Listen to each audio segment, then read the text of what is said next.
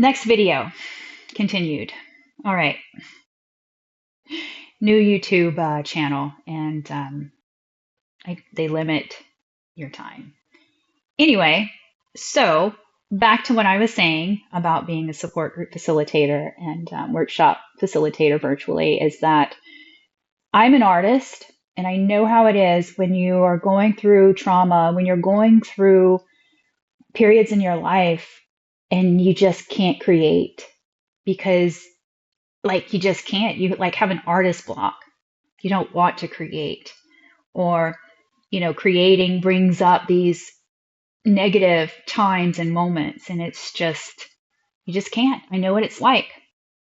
So I made and I noticed to start creating after that as well, and how healing that can be, and how much inspiration you get to put into your creations, into your art after going through so much difficulty.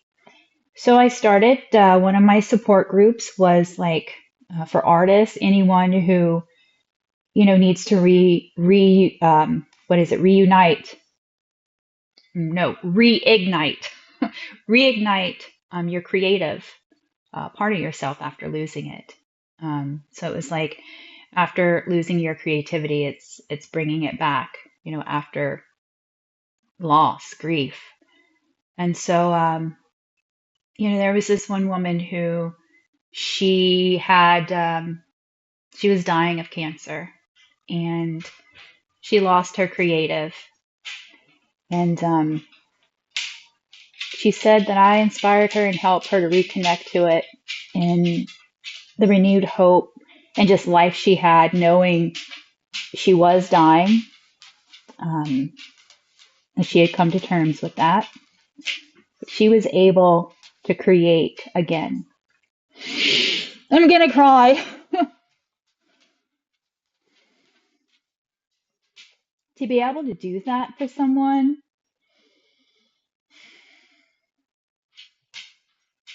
I mean, oh my God, I'm gonna cry for it.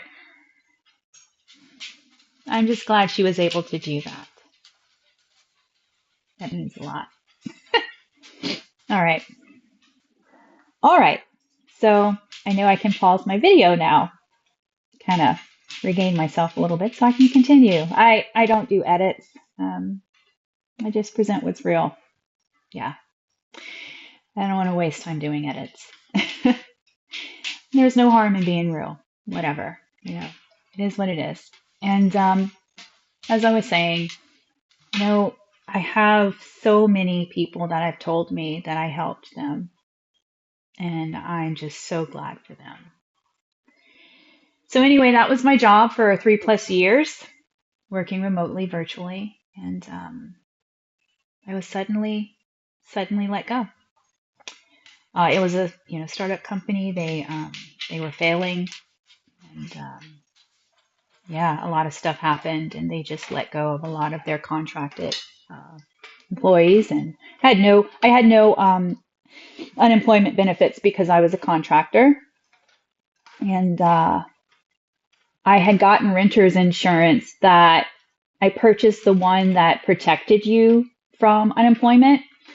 So when I lost my job, I looked to that insurance. It said it was going to provide me with 2 months rent while I looked for another job. And I thought, okay, I'm good.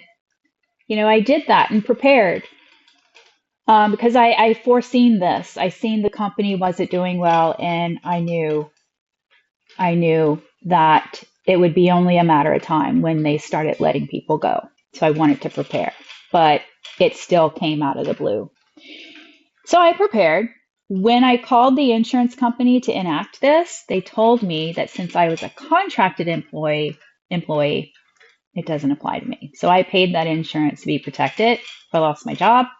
But because I was a contracted employee, it didn't apply to me, and I couldn't use those benefits. And I didn't have unemployment benefits because as a contracted employee, you don't have unemployment benefits. So I was on my own, no savings, trying to get on my feet after divorce, after losing my sister, after facing homelessness. I was in my own apartment working, trying to get back on my feet. and I lost my job. No benefits, no help.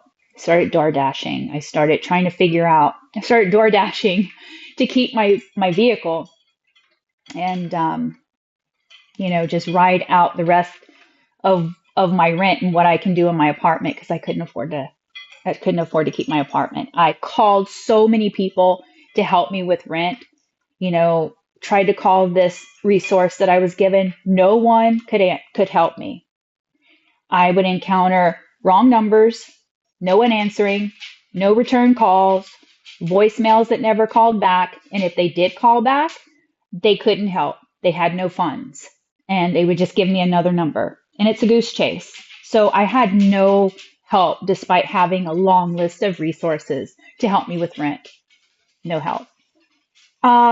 So yeah, um, I was so destabilized and I didn't have a place to live. I was prepared to live out of my car. Well, it was 3 months that I was able to maintain my apartment. I don't know how I did it. The first month my rent was already paid when I lost my job. Um, I used like DoorDash money. When you're just door dashing, you can make a lot of money. That was like and I was pet sitting, which I had lots of clients at the time, so I would go stay at their house and pet sit.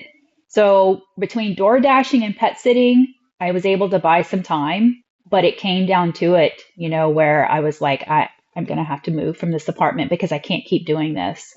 I can't keep living this way. I need a job.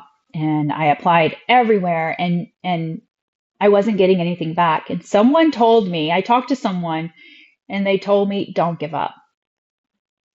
Because I was just about to give up and move, to a family member's house in another state with no job. And I knew I was going to be in a major depression if that happened. I knew it. I felt it. Anyway, this person told me not to give up. And that's when I applied for this one last job. And I got it. I got a full-time job after 3 months of being unemployed and struggling to keep. So I still had to move because the new job I got, I wasn't making enough money like I was before to even afford that apartment plus my car note. Because my car note, that's a different story.